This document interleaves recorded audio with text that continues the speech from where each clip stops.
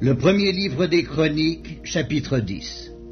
Les Philistins livrèrent bataille à Israël, et les hommes d'Israël prirent la fuite devant les Philistins, et tombèrent morts sur la montagne de Gilboa. Et les Philistins poursuivirent Saül et ses fils, et tuèrent Jonathan, Abinadab et Malkishoua, fils de Saül. L'effort du combat porta sur Saül. Les archers l'atteignirent et le blessèrent. Saül dit alors à celui qui portait ses armes, « Tire ton épée et m'en transperce, de peur que ces incirconcis ne viennent me faire subir leurs outrages. » Celui qui portait ses armes ne voulut pas, car il était saisi de crainte. Et Saül prit son épée et se jeta dessus. Celui qui portait les armes de Saül, le voyant mort, se jeta aussi sur son épée et mourut. Ainsi périrent Saül et ses 3 fils, et toute sa maison périt en même temps. Tous ceux d'Israël qui étaient dans la vallée, ayant vu qu'on avait fui et que Saül et ses fils étaient morts, abandonnèrent leur ville pour prendre aussi la fuite. Et les Philistins allèrent s'y établir. Le lendemain, les Philistins vinrent pour dépouiller les morts, et ils trouvèrent Saül et ses fils tombés sur la montagne de Gilboa. Ils le dépouillèrent et emportèrent sa tête et ses armes. Puis ils firent annoncer ces bonnes nouvelles par tout le pays des Philistins, à leurs idoles et au peuple. Ils mirent les armes de Saül dans la maison de leur Dieu, et ils attachèrent son crâne dans le temple de Dagon. Tout Jabès en Galaad, ayant appris tout ce que les Philistins avaient fait à Saül, tous les hommes vaillants se levèrent, prirent le corps de Saül et ceux de ses fils, et les transportèrent à Jabès. Ils enterrèrent leurs os sous le térébinthe à Jabès, et ils jeûnèrent 7 jours.